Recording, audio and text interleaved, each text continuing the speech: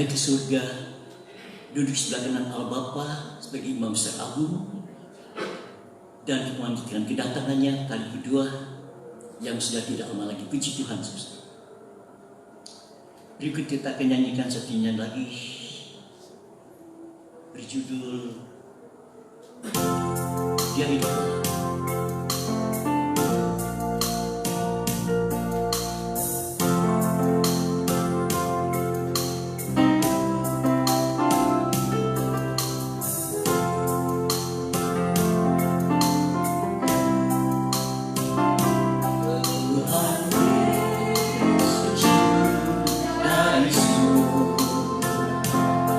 Masuk dalam dunia yang fana.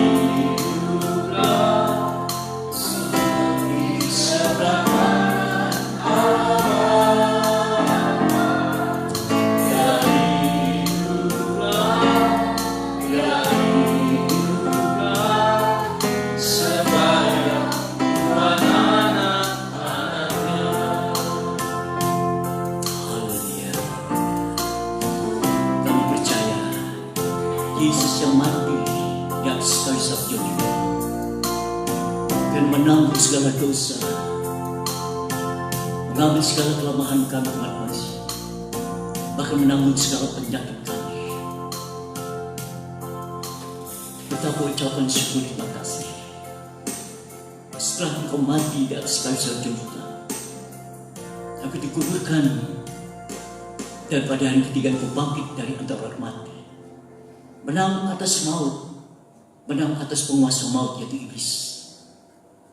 Engkau naik ke surga, duduk di sebelah kanan Allah Bapa, dalam kedudukan dan posisi sebagai Imam Besar Agung, yang mendoakan kami sekalian, umat Tuhan yang ada di bumi ini, umat Allah, umat kepercayaan Tuhan yang ada di bumi ini. Dan kalau Engkau akan datang kali yang kedua, yang kami rindukan, kami nantikan kedatangannya kali yang kedua. Dan ada perjumpaan di awan yang bermain, Tuhan Yesus dengan penuh kemuliaan menjemput kami, umat tebusan darah-Mu, yang menantikan dan merindukan kedatangannya pada kali yang kedua. Inilah iman percaya kami ya Tuhan Yesus. Dan kami hidup dalam suasana kebangkitan, suasana menang atas maut, dan inilah kehidupan umat tebusan darah-Mu Tuhan. Memperingati kebangkitan Yesus dari antara mati, berarti mengingat kembali kemenangan atas maut yang merupakan anugerah dari Bapa di surga melalui Tuhan Yesus Kristus. Kemenangan itu adalah kami miliki, kami nikmati sepanjang umur hidup yang Kau berikan pada kami sekarang di bumi ini. Sebabnya kami berdiri teguh, tidak goyah, giat selalu dalam pekerjaan Tuhan, sebab persekutuan yang pribadi Tuhan Yesus jerih payah kami tidak sia-sia. Ucapan syukur terima kasih. Di hari kemenangan ini, kami ada di dalam kemenangan dan kemenangan. Bahkan iman percaya kami dari kemuliaan datang pada kemuliaan.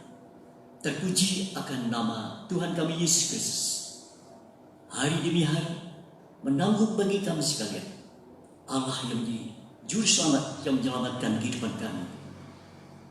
Ucapan syukur terima kasih. Di dalam suasana kebangkitan ini, bersama lagi kami mendapatkan kesempatan untuk mendengarkan berita sukacita, berita keselamatan, berita pemulihan, berita kesembuhan, bahkan berita yang menyempurnakan kehidupan kami umat tebusan darah Yesus Kristus.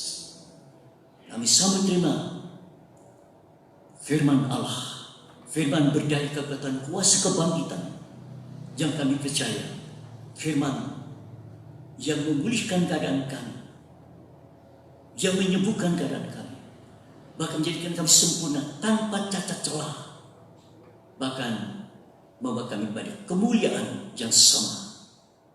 Kristus dan kami pengharapan kemuliaan itu. Inilah iman harap kasih kami kepada Tuhan kami Yesus Kristus yang terlebih dahulu mengasihi kami sekalian, rela korbankan dirinya, nyawanya untuk menebus kehidupan kami, untuk menjadi milik kepunyaannya sendiri, milik kepunyaan sendiri yang dijadikan sebagai imam-imam dan raja-raja, dan Tuhan Yesus sebagai imam besar agung yang langsung mengimam besar ibadah pagi hari ini. Baik saudara kami yang di rumah untuk mendengarkan firman berdaya kuat kuasa kebangkitan ini, firman yang menjadikan hidup ini semakin baik dan sempurna di dalam berkat nama yang ajaib, nama yang kami agung tinggikan, nama yang kami sembah, itulah nama Tuhan Yesus Kristus. Haleluya, amin. Puji Tuhan, saudara-saudara yang kami kasihi di dalam Tuhan Yesus Kristus, saudara-saudara yang ada di rumah, bahkan para pendengar firman Allah pada pagi ini, dimanapun saudara berada. Tema firman Allah pada pagi hari ini adalah kuasa kebangkitan menjadi kehidupan umat Tuhan. Kuasa kebangkitan menjadi kiprah hidup umat Tuhan. kuasa kebangkitan membawa kita semua kepada kemuliaan yang Tuhan sediakan. Sebab Kristus di dalam kita masing-masing, pengharapan kemuliaan. Sekali lagi, Kristus di dalam saudara dan saya, pengharapan kemuliaan. Haleluya. Pagi hari ini saya bersama istri kembali menyampaikan salam bahagia, berkat kasih karunia, damai sejahtera dan rahmat dari Bapa Tuhan kita Yesus Kristus yang selalu menyertai kita sekalian. Sehingga pada pagi hari ini kita berada dalam keadaan baik, sehat walafiat, serta segar bugar. Haleluya. Sekali lagi tema firman Allah ini, kuasa kebangkitan, kuasa yang menjadi kehidupan saudara saya. Sebab di dalam kuasa kebangkitan inilah membuktikan kuasa itu memang dianugerahkan, diberikan kepada kita sekalian. Dikatakan betapa hebat kuasa bagi kita yang percaya. Kuasa yang membangkitkan Yesus dari antara orang mati, serta mendudukkan sebelah kanan Bapa di surga sebagai imam besar agung. Sebagai imam besar agung. Sebab kita adalah imam-imam dan raja-raja. 1 Petrus pasal yang kedua ayat 9 dan 10 saya katakan, kita sebagai bangsa yang dipilih, umat kepunyaan Allah sendiri, dijadikannya sebagai imam-imam dan raja-raja. Dahulu kita di dalam kegelapan, tapi sekarang di dalam Kristus Yesus kita berada di terangnya yang ajaib, untuk menceritakan perbuatan-perbuatan besar yang Tuhan Yesus Kristus waktu kerjakan atas kita percaya. Dahulu kita bukan umat, sekarang menjadi umat kepunyaannya. Dahulu kita tidak dibelas kasihan, tapi sekarang kita dibelas kasihan. Berarti saudara dan saya sebagai umat pilihan Allah dijadikannya sebagai imam-imam dan raja-raja. Imam-imam dan raja-raja. Dulu kita ada di dalam kegelapan, tapi sekarang kita ada di dalam terang yang ajaib. Dahulu kita bukan umat, tapi sekarang kita adalah umat Allah. Dahulu kita tidak dibelas kasihani, sekarang kita dibelas kasihan. Puji Tuhan, saudara-saudara, disebabnya bersama-sama kita akan melihat dan membaca kembali apa yang pernah Tuhan Yesus ucap katakan. Itu adalah kebenaran dan bukan nubuatan mengenai pribadinya. Ya. Jadi apa yang Tuhan Yesus pernah ucap katakan itu merupakan nubuatan mengenai dirinya. Baik, saya akan bacakan dalam kitab Matius pasal yang ke-26 pada waktu Tuhan Yesus di hadapan pengadilan mahkamah agama. Ya. Waktu itu imam besarnya adalah Hanas dan Kayafas. Setelah Yesus ditangkap, ditambah Getsemani, saudara. Ya. Dia dibawa kepada pengadilan agama waktu itu. Saudara, dia sedang diadili oleh imam besar Kayafas dan Hanas. Dan apa yang dia katakan tentang pribadinya menghadapi tuduhan-tuduhan, saudara, dakwaan-dakwaan atas hidupnya. Saya akan bacakan dalam kitab Matius pasal 26. Saudara-saudara, Matius 26. Kita akan lihat kembali, kita review kembali apa yang pernah Tuhan Yesus Kristus katakan. Ini perlu dibacakan, perlu diingat, saudara, sebab Roh Kudus hadir sebagai yang mengajar dan mengingatkan perkataan-perkataan Tuhan Yesus Kristus. Artinya kehadiran Roh Kudus sebagai guru yang mengajar kita dan mengingatkan perkataan perkataan-perkataan Tuhan Yesus Kristus yang sudah Dia katakan. Berarti kita diingatkan kembali oleh Kristus mengenai perkataan-perkataan yang pernah Tuhan Yesus katakan. Dan kali ini Dia berada di pengadilan agama. Saudara, ya, Matius pasal yang ke-26. Saya akan bacakan saudara. Matius pasal yang ke-26 ayatnya yang ke-63 dan 64. Bertolak dari nats ini, kita akan bersama-sama mengikuti tentang peran dan aktivitas Yesus. Saudara, ya, setelah Dia disalibkan, mati, kemudian dikuburkan, pada hari ketiga Dia bangkit dan naik ke surga. Sebagai apa? Sebagai Imam Besar Agung. Ini Dia katakan dalam Matius pasal 26 ayat 63 dan 64. Kita review kembali, ya, apa yang Yesus pada ucap katakan bukan buat tentang kedepannya di situ, masa depannya di mana yang perlu kita pahami dan kita mengerti. Dan apa yang Tuhan Yesus kerjakan setelah Dia bangkit dan naik ke surga. Ayatnya yang ke 63 dan 64 saudara. Saya akan bacakan ya. Berbunyi demikian.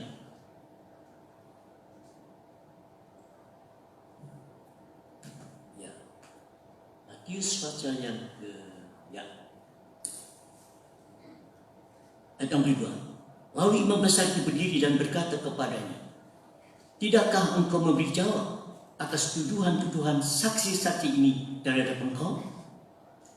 Tetapi Yesus tetap diam.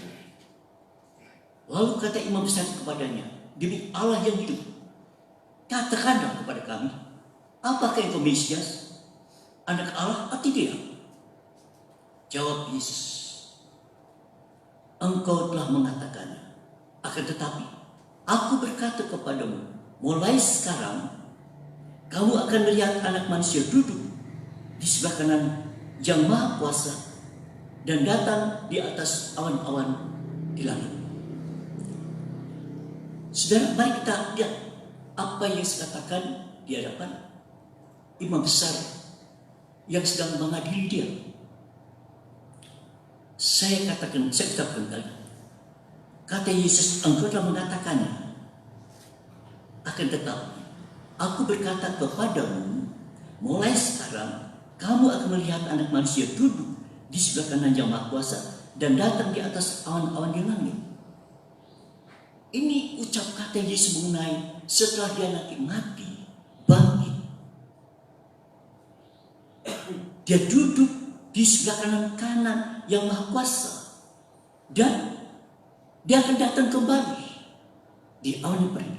Ini merupakan firman nubuat mengenai pribadinya, saudara. Ya. Dia akan disalibkan, mati memang. Untuk apa? Menanggung dosa manusia, menanggung kutuk manusia, saudara. Ya. Itu kematiannya juga salib. Supaya lewat kematiannya di kayu salib, saudara, Dia melenyapkan iblis yang berkuasa atas maut. Kedua, supaya berkat Abraham,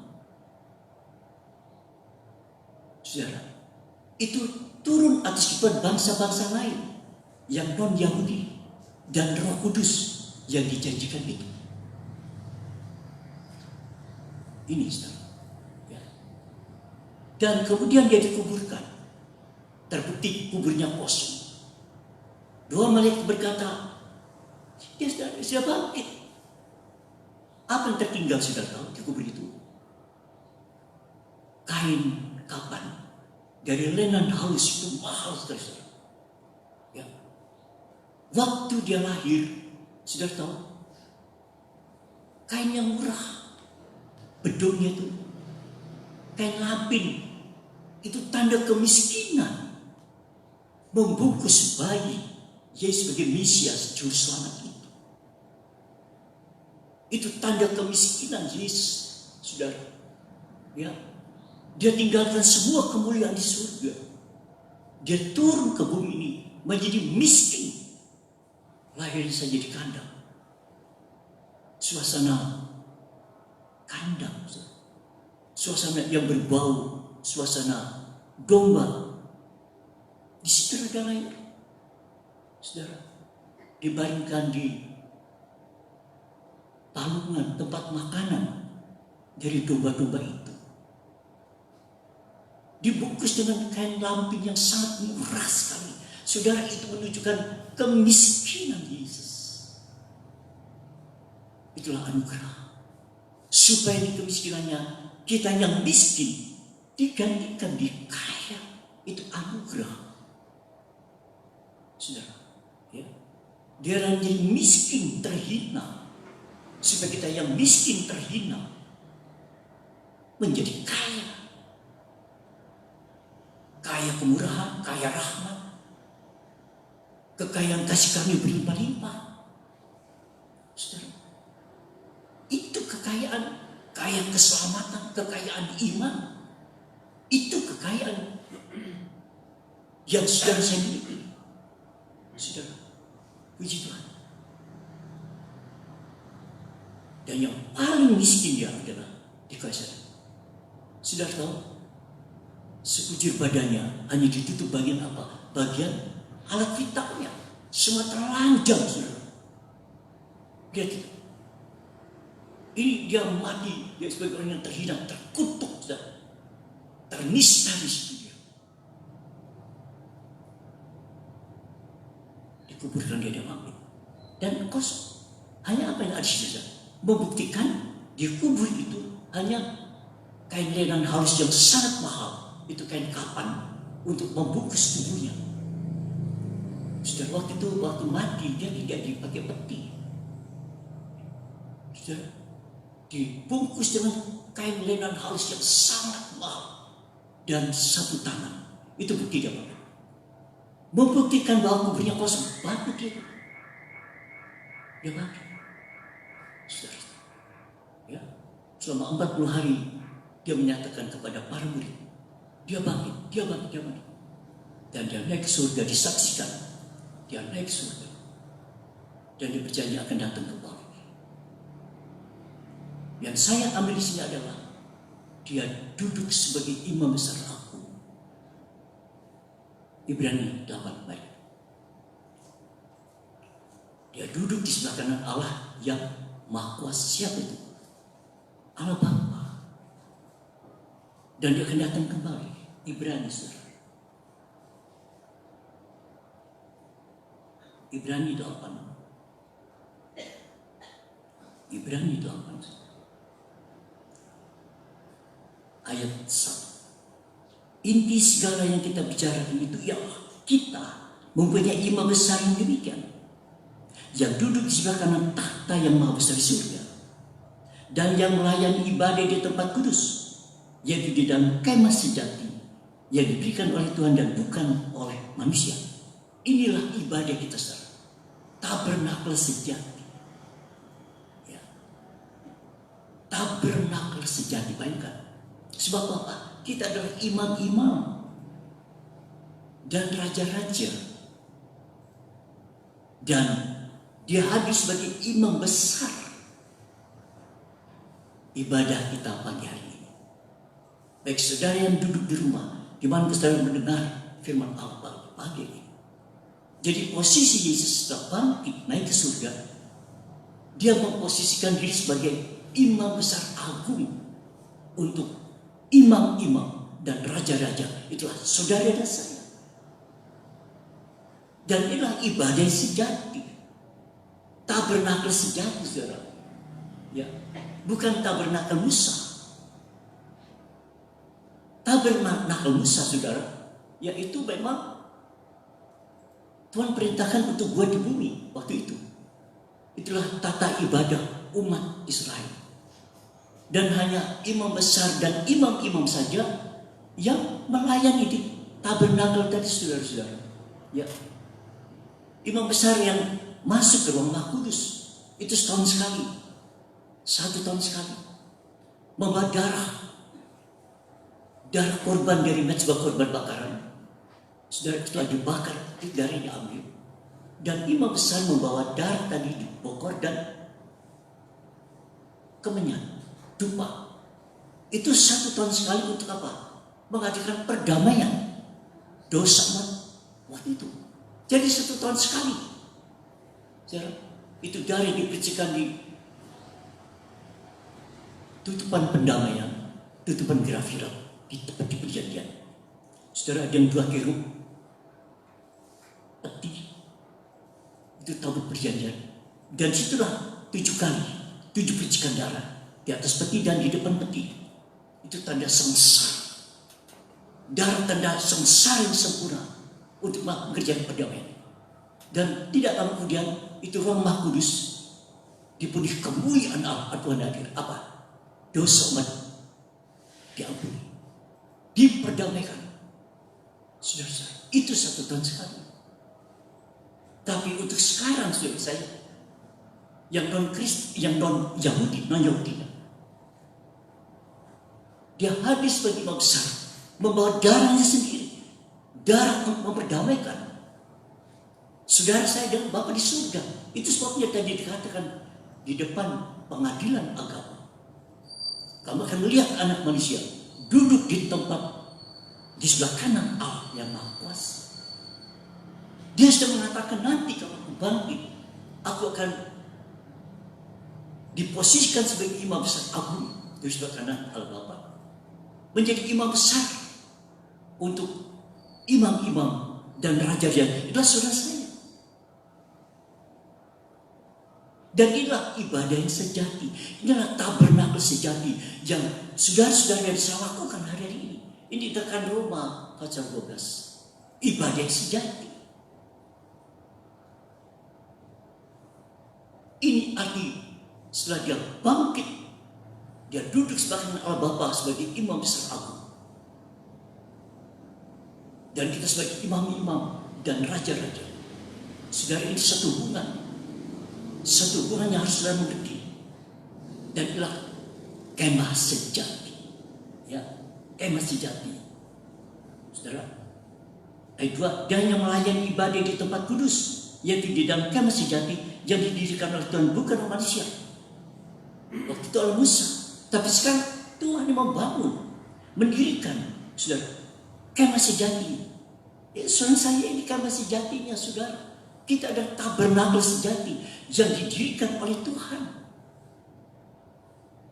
Ini pemahaman tentang posisi Yesus sebagai imam besar agung. 1 Petrus 2 ayat 9-10. Ini pemahaman hubungan saudara saya dengan Yesus sebagai imam besar agung. Kita ada imam-imam dan raja-raja. Ya. Ini pemahaman tentang setelah Yesus bangkit naik ke surga, duduk sebelah kanan Allah Bapa sebagai apa? Imam besar agung. Kita adalah imam-imam dan raja-raja. 1 Petrus 2 ayat 9 dan 10. Berbunyi demikian, tetapi kamulah bangsa-bangsa yang terpilih, imam-imam yang rajanya, imam yang rajanya. Ini artinya imam-imam yang rajanya, raja-raja, bangsa yang kudus, umat kepunyaan Allah sendiri, supaya kamu memberitakan perbuatan-perbuatan yang besar dari Dia, yang telah memanggil kamu keluar dari kegelapan kepada terangnya yang ajaib. Kamu yang dahulu bukan umat Allah, tetapi yang sekarang telah menjadi umatnya, yang dahulu tidak dikasihani, tetapi yang sekarang telah beroleh belas kasihan. Jelas saudara, ini hubungan antara imam besar agung dan imam-imam dan raja-raja, saudara dan saya. Dan ini kata-kata ibarat sejati. Inilah tabernakel sejati. Jadi saudara dan saya ini adalah kemah sejati yang didirikan oleh Tuhan. Didirikan oleh Tuhan. Saudara. Lalu bagaimana ibadah kita? Ya, ibadah sebagai kemah sejati. Kemah sejati. Saudara-saudara, Roma 12 ayat 1. Ini adalah ibadah sama saya. Kemah sejati didirikan oleh Tuhan. Roma 12 ayat 1.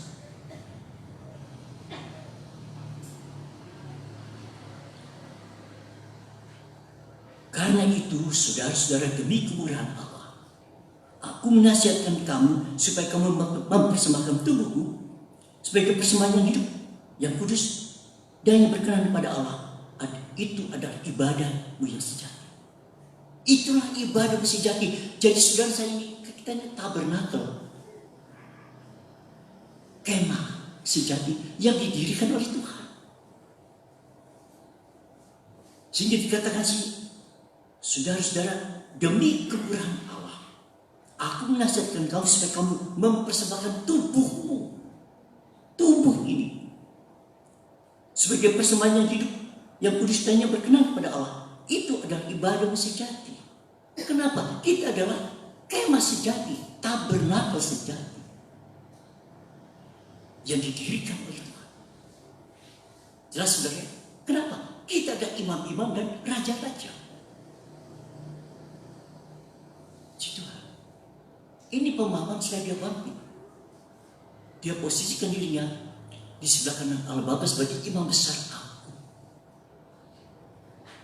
Mari kita lihat Kolose pasal 3. Dan itulah ibadah yang sejati. Ibadah kita pagi hari ini, ibadah sejati. Sebab apa? Kita ada tabernakel sejati. Tubuh saudara, tubuh saya ini rumahnya Roh Kudus. Bait Roh Kudus. 1 Korintus 6 ayat 19-20. Jadi tubuh saudara, tubuh ini tabernakel sejati.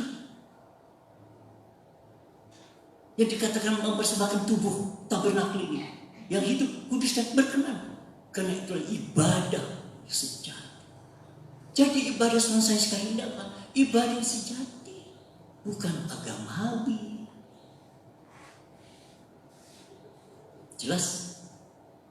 Kolose 3 ayat 1. Mari kita ikuti. Kita telusuri terus.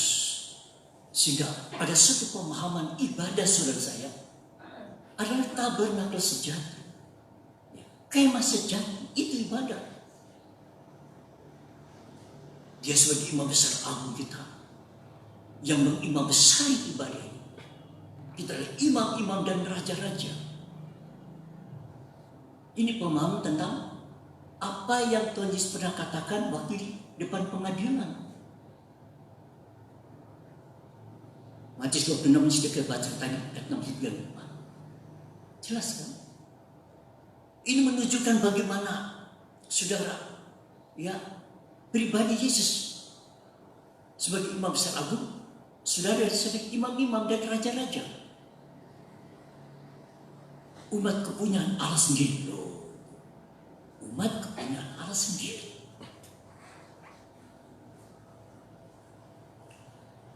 Kolose 3 ayat 1. Saya akan baca.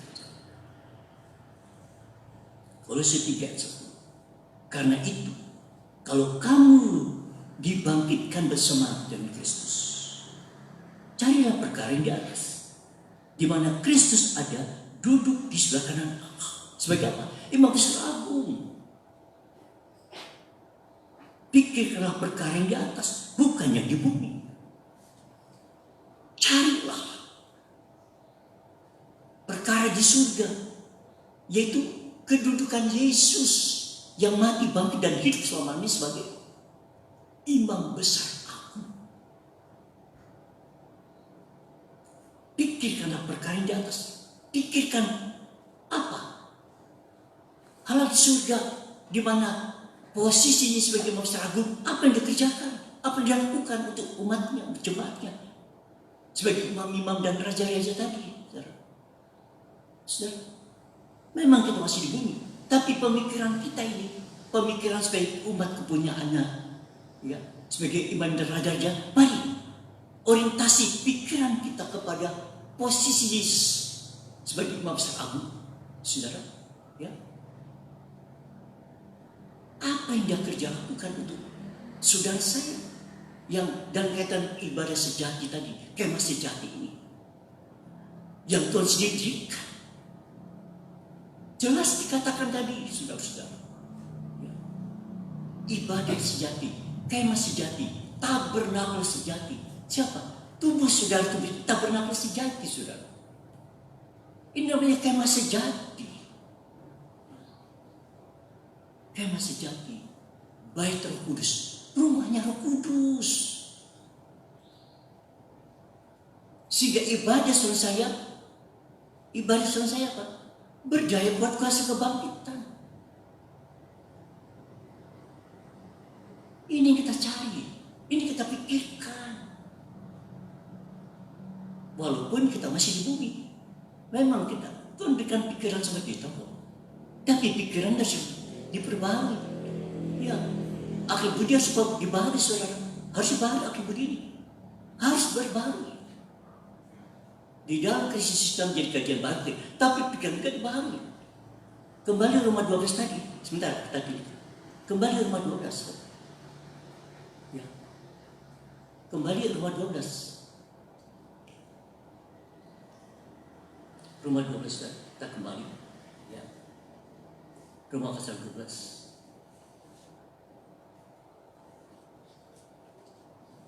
Ayat yang kedua.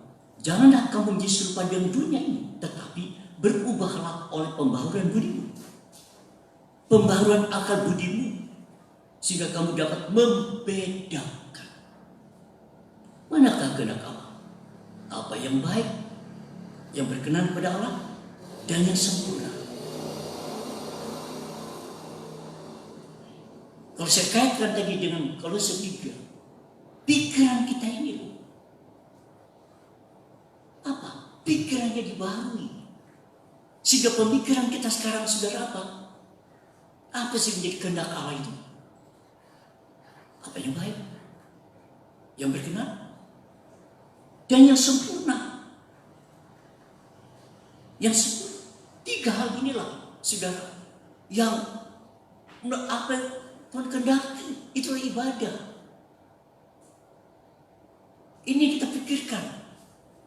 Apa yang Allah kehendaki? Apa yang Tuhan kehendaki dari besi bumi ini? Kehendak Allah. Apa yang baik? Yang berkenan? Iman tanpa perbuatan. Tapi dengan iman kita berkenan. Ibadah kita dengan iman itu berkenan dan sempurna. Artinya tidak ada cacat, sempurna. Tidak ada cacat, saudara.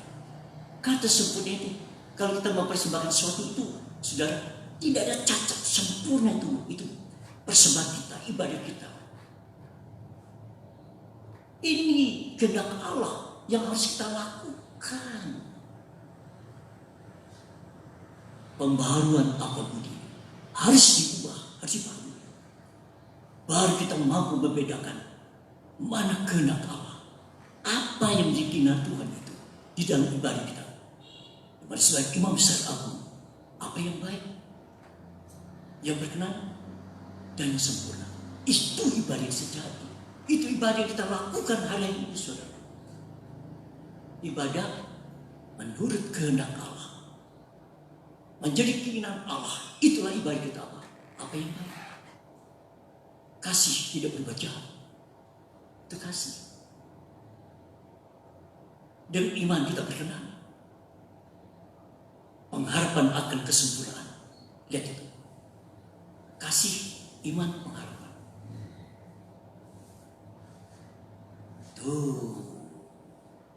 Itulah kehendak Allah di dalam kita beribadah. Karena kita adalah kemah sejati yang didirikan oleh Allah. Haleluya. Ini pemahaman tentang ibadah sejati, tabernakel sejati. Saudara, arti kita sebagai imam besar agung yang mengimam besar ibadah kita sebagai imam-imam dan raja-raja. Sehingga ibadah kita ibadah yang menurut kehendak Allah. Bukan kehendak manusia, bukan. apalagi kehendak iblis, bukan. Tapi kehendak Allah inilah ibadah saudara saya. Inilah formulasi ibadah yang sejati. Apa yang baik? Kasih, tidak berbuat jahat. Dengan iman kita berkenan. Ada kita percaya Allah ada. Kita cari Allah di sungguh. Ada upah. Kesempurnaan, pengharapan untuk disempurnakan. Iman, harap dan kasih. Itulah kehendak Allah. Jadi ibadah saudara saya, ibadah menurut kehendak Allah. Keinginan Allah, labanya besar. Ini pemahaman yang harus menjadi pemahaman kita. Pengertian saudara saya bahwa kegiatan ibadah kita pagi hari ini menurut kehendak Allah. Apa yang baik, yang berkenan, yang sempurna. Iman, harap, dan kasih. Kasih itu menyempurnakan, betul. Iman, pengharapan, dan kasih kekal.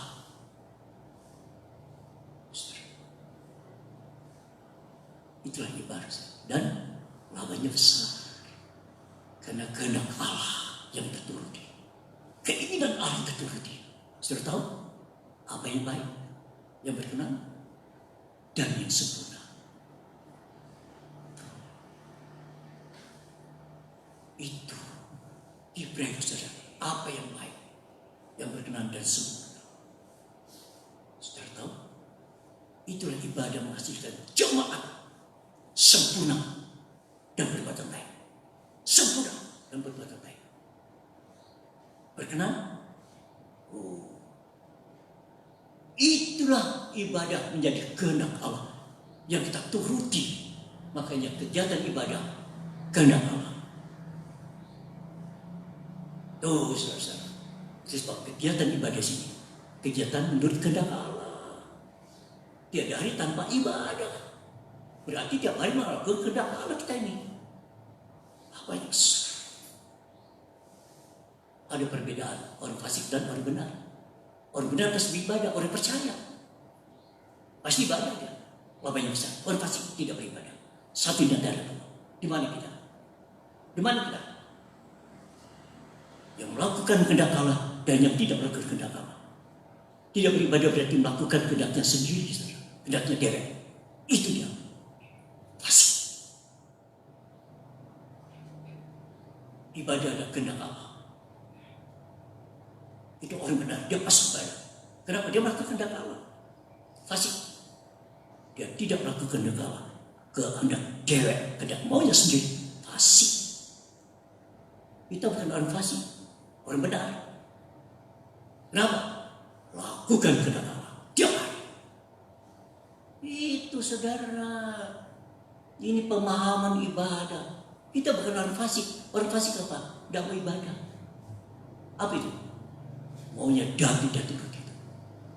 Kemauan daging dan turut tidak ada artinya, saudara. Itu tidak akan berarti, saudara. Dengan daging dan turut tidak beribadah. Tapi orang benar pasti beribadah. Kenapa? Dia melakukan kehendak Allah.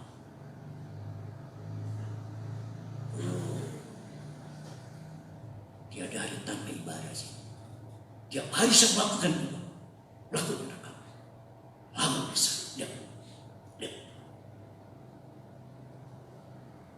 Jangan terus menjadi tidak mau sembahyang, tidak mau memuliakan Tuhan, tidak mau beribadah. Itu kebun daging. Jangan turuti. Hidup tidak ada artinya. Hanya mereka melakukan kehendak Allah yang masuk surga. Yang tidak melakukan kehendak Allah tidak akan dikenal. Ditolak semua. Kenapa?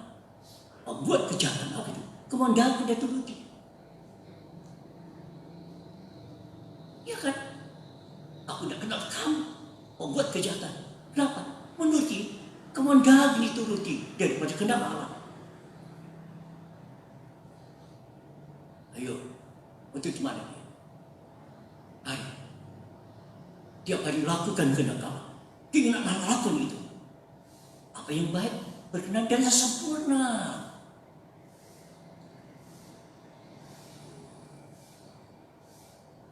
Kalau saudara melakukan kehendak daging, ya, dapat sembahyang, dapat puji Tuhan, dapat baca Alkitab, dapat dengar firman Allah. Kenapa? Ya, itu daging. Mau itu? Saya tak mau. Saya tidak mau seperti itu.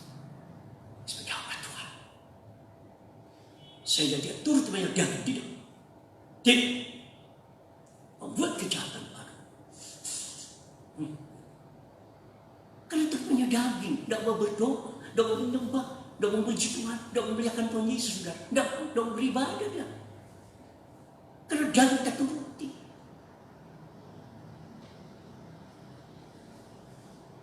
Jelas. Pikiran kita memikirkan apa kehendak Tuhan dan apa kehendak Yesus sebagai imam besar agung untuk imam-imam dan raja-raja sebagai bumi melakukan kehendak dia, saudara. Itu ibadah, labanya besar, manfaatnya besar, menguntungkan, saudara. Kita bukan orang fasik, bukan. Orang benar yang dibenarkan oleh darah Yesus. Apa yang kita tulis? Kehendak Tuhan yang kita turuti. Tiap hari keinginan Tuhan yang kita turuti.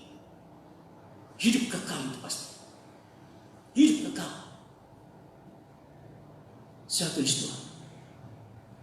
Satu yang Yesus Tuhan.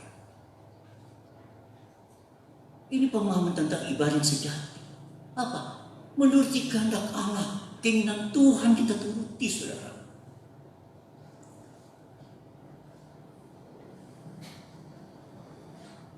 Turutilah kehendak Tuhan. Turutilah keinginan Tuhan tiap hari. 1 Yohanes 4:12. 1 Yohanes 4:12. Saudara, 1 Yohanes 4:12.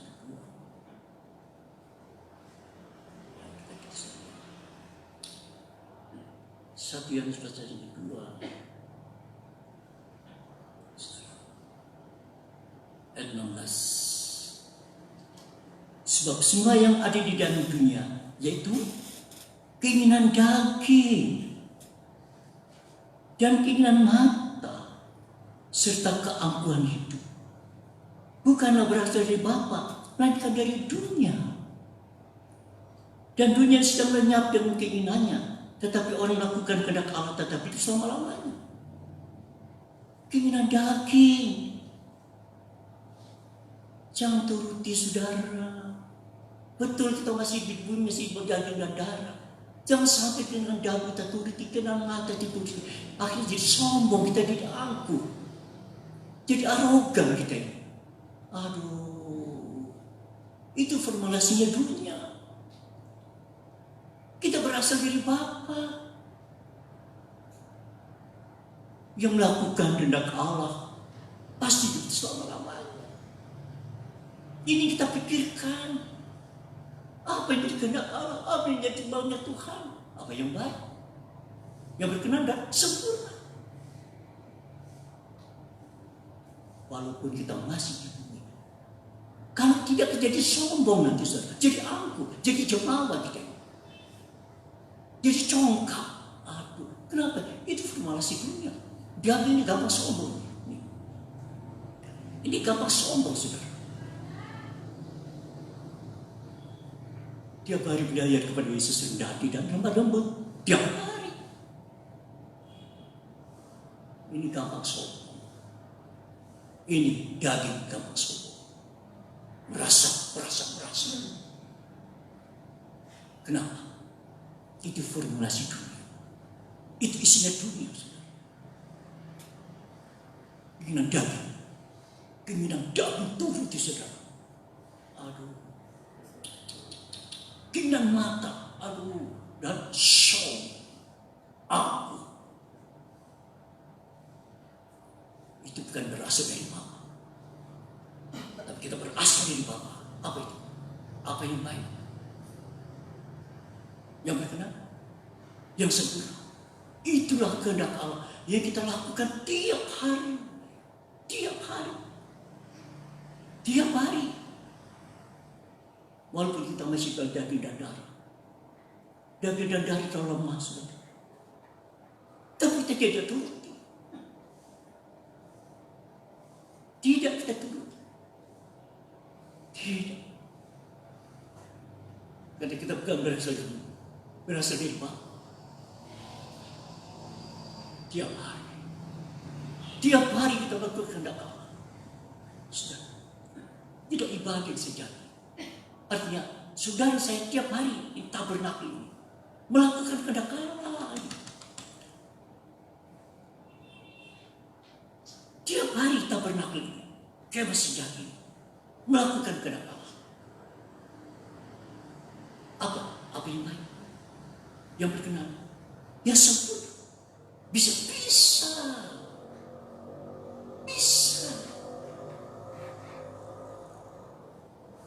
Tiap hari ada ibadah di sini. Tiap hari. Jam 4 sampai setengah 6. Kenapa? Melakukan kehendak Allah. Baru kita beraktivitas bagi yang kedua. Baru kita beraktivitas. Kenapa? Kita sudah utamakan ibadah sejati. Dengan pemahaman Yesus. Makanya tiap hari ada ibadah. Tiap hari. Karena ini fungsinya apa? Kemah sejati. Aktivitasnya apa? Ibadah sejati. Perubahan pikiran, pembaharuan pikiran. Kita lakukan apa? Memikirkan apa yang Tuhan kerjakan saya. Sebagai imam besar Allah. Yang imam besar tabernakel. Dan kami lakukan, kami praktekkan tiap hari. Benar-benar sekali. Dan manfaat, faedah, kegunaannya, keuntungannya, baik sekarang maupun ke depan, itu ibadah sejati. Lamanya besar.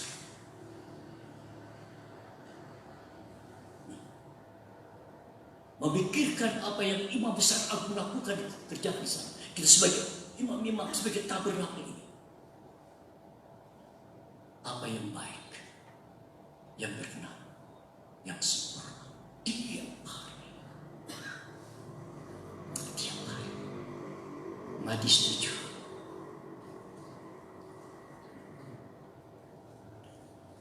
Saudara-saudara, ini arti kebangkitan itu. Ini arti kuasa kebangkitan yang saudara saya jalani. Mati setuju, saudara. Mati setuju. Ini pengajaran Yesus luar biasa. Pengajarannya tidak seperti ahli Taurat. Tidak. Tapi pengajarannya kuasa, full kuasa. Mati setuju, saudara. Saudara-saudara. Ayat 28. Dan setelah Yesus mengakhiri perkataan ini, pengajaran itu, takjublah orang banyak itu mendengar pengajarannya. Sebab yang mengajar mereka sebagai orang yang berkuasa. Tidak seperti ahli Taurat. Ini pengajaran Yesus. Sudah full kuasa. Menakjubkan bagi pendengarnya. Menakjubkan bagi pendengarnya. Apa itu pengajaran? Naik ke atas. Ayat besar. Bukan setiap orang yang berseru kepadaku, Tuhan, Tuhan, akan masuk ke dalam kerajaan surga, melainkan dia yang melakukan kehendak Bapa-Ku yang di surga. Pada hari terakhir, banyak orang akan berseru kepadaku, Tuhan, Tuhan, bukankah kami berbuat demi nama-Mu dan mengusir setan demi nama-Mu dan mengatakan banyak mujizat demi nama-Mu juga? Pada waktu itulah aku akan berterus terang kepada mereka dan berkata, aku tidak pernah mengenal kamu. Enyahlah daripadaku, kamu sekalian pembuat kejahatan. Apa? Apa yang membuat kejahatan? Tidak melakukan kehendak Allah. Kena daging, kena mata dan sombong, angkuh, congkak, bongkah. walaupun dia bernubuat mengusir setan dalam nama Yesus, mujizat menyembuhkan orang sakit demi nama Yesus, saudara bersyukur, tapi bukan itu berani. Dia jadi sombong, jadi menyatakan dirinya ini saya ini. Oleh sombong ini, oleh angkuh ini, oleh arogan ini. Di sini saya berhati-hati, saudara. Tiap hari belajar kepada Yesus, rendah hati dan lemah lembut, mengecilkan diri. Mengecilkan diri itu rendah hati, saudara. Bukan rendah diri, rendah hati. Tiap hari belajar kepada Yesus. Untuk jadi sombong, tidak ada angkuh, tidak ada arogan. Ini kejatuhan mereka yang bernubuat mengusir setan di nama Yesus, menyembuhkan demi sembuh betul. Tapi jadi apa? Sombong, merasa lebih dari yang lain, mengecilkan yang lain. Sesombong, aku itulah formasi dunia. Lihat itu, ya. Aku tidak kenal kamu, diusir setan, iblis, ingat iblis di sini. Aduh. Ya. Lakukanlah kehendak Tuhan dan Bapa. Lakukan kehendak Tuhan. Apa yang baik, yang berkenan, yang sempurna. Tanpa iman tidak berkenan. Tanpa iman tidak berkenan. Jadi kita yakin Allah ada. Dan sungguh-sungguh kita cari dia untuk mendapat upah. Di sini, mari saudara itu rumah. Cari Tuhan dulu. Cari kerajaan Allah dan keadilannya itu. Cari wajah Tuhan. Cari pengajaran dan kesaksian. Hidup kami. Mau cari ketenaran? Tidak. Mau cari muka? Tidak. Mau cari apa? Cari Yesus sebagai imam besar Allah. Kita ada imam-imam dan raja-raja untuk melakukan kehendak Allah. Apa kita pikirkan? Melakukan kehendak Tuhan tiap hari. Walaupun kita masih di bumi ini, masih berdaging berdarah, oke. Masih Tuhan kasih pikiran, oke. Tapi pembaharuan pikiran aku, jika sudah mampu membedakan mana kehendak daging, mana keinginan daging, mana keinginan mata, mana itu sombong, kehendak Allah yang kita lakukan. Bagaimana melakukan kehendak Allah? Apa yang baik, berkenan dan yang sempurna? Matius 12. Bisa kita lakukan. Ibadah yang sejati, saudara. Ini tabernakel sejati. Fungsikanlah tubuh ini sebagai rumah Allah. Rumah Allah itu satu kegiatan roh Allah di sini. Aduh, saudara, nanti 12 saya akan selesaikan. Saudara-saudari di rumah, carilah Tuhan. Carilah wajah. Carilah kerajaan Allah dan kebenaran. Di rumah boleh saudara cari. Sebab saat ini saudara tidak diperkenankan. Ya. Saudara di rumah bisa cari Tuhan. Menyembah, ambil waktu untuk mencari wajahnya. Tiap hari baca Alkitab. Karena Tuhan berbicara pada dalam Alkitab. Itu kehendak Tuhan. Daging tidak mau sembahyang, daging tidak mau baca Alkitab, daging tidak mau menyembah, daging tidak mau menyanyi. Memang daging tidak mampu. Matius 12.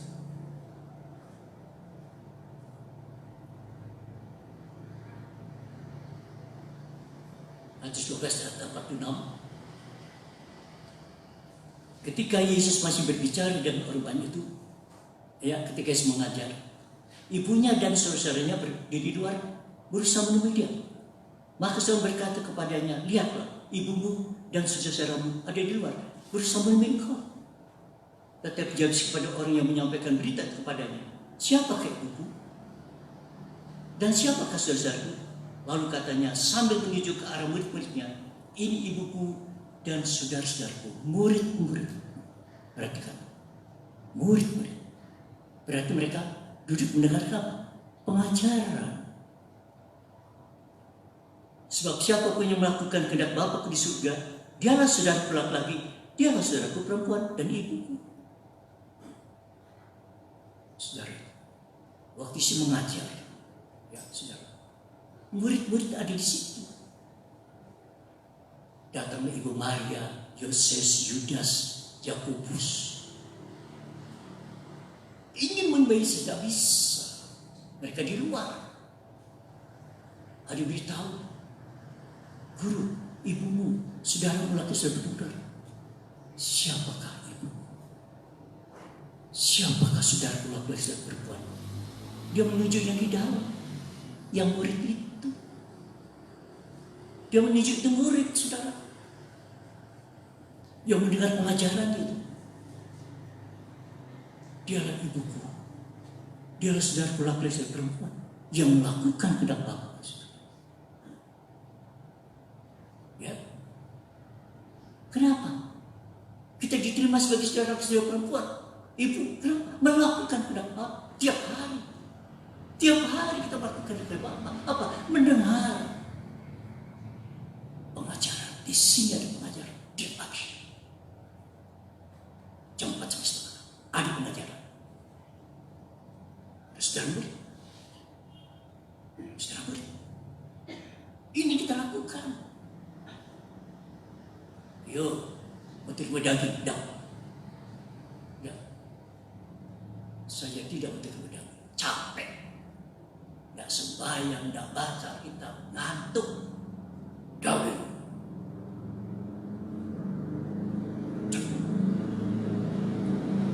Dan sebagai murid, menyangkali dia, pikul saat dia pagi. Dan melakukan kehendak Bapa. Bukan menjadi daging capek, ngantuk, gak dapat apa-apa. Daging tertulis males, jahat, sombong.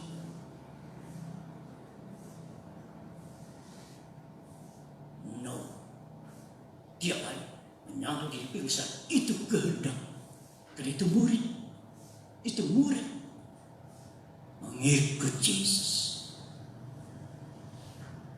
Itu melakukan kehendak Bapa. Itu murid.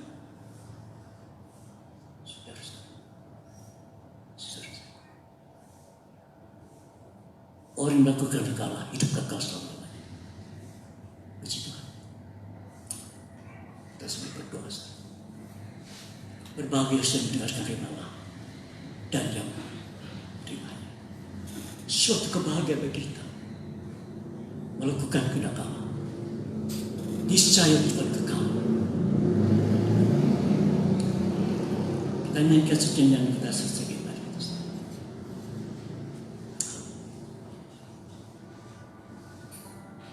Sebab dia hidup.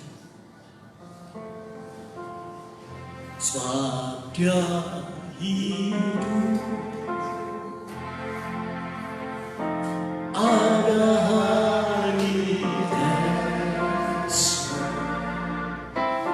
Sebab dia hidup.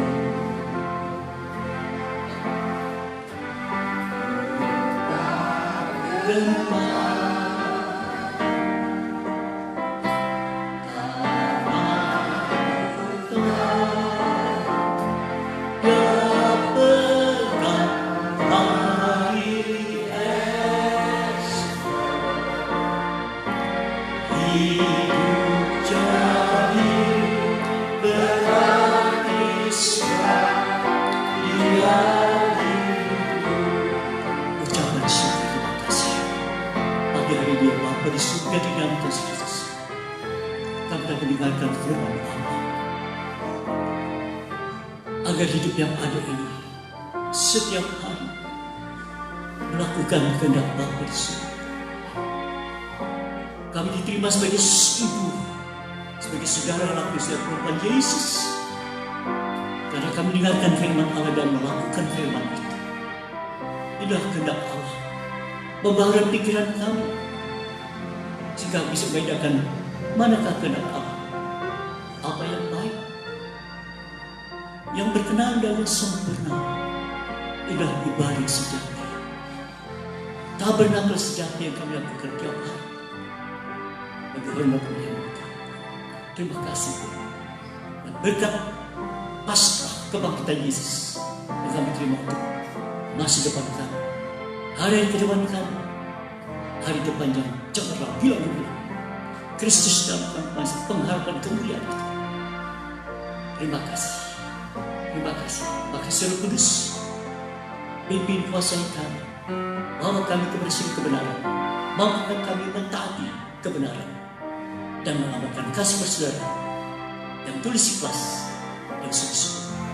Maka kami jadi berkat di mana berada dan nama Tuhan Yesus dipermuliakan. Terima kasih. Terima kasih. Akhir dengan ibadah ini kami sekali diberkati dengan berkat yang spesial khusus, berkat Tuhan yang spiritual. Pastikan berkat yang lain Tuhan tambahkan. Pegang tangan kami Roh Kudus. Peganglah tanganku Roh Kudus, setiap hari ku tak dapat jalan sendiri tanpa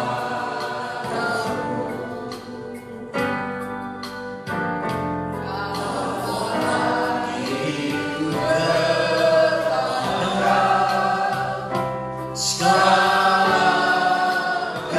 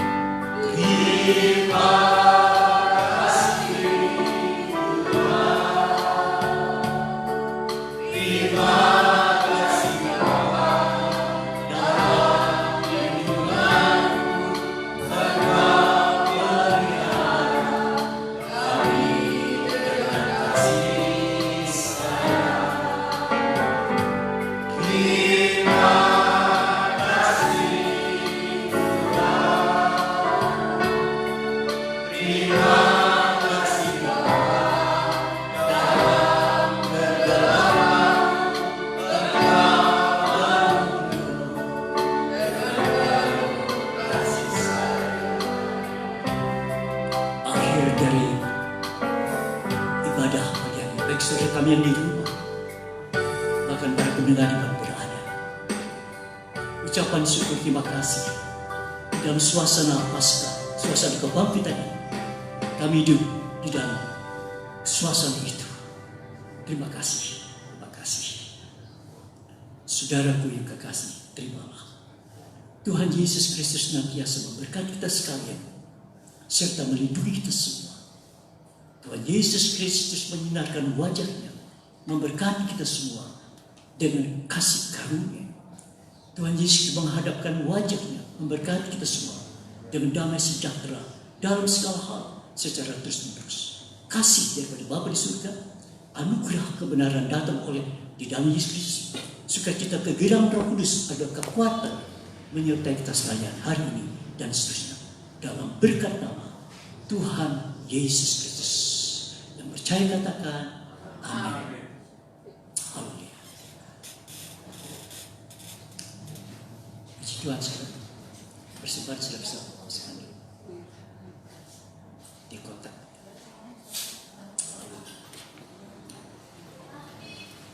Ada buah di semua musuh.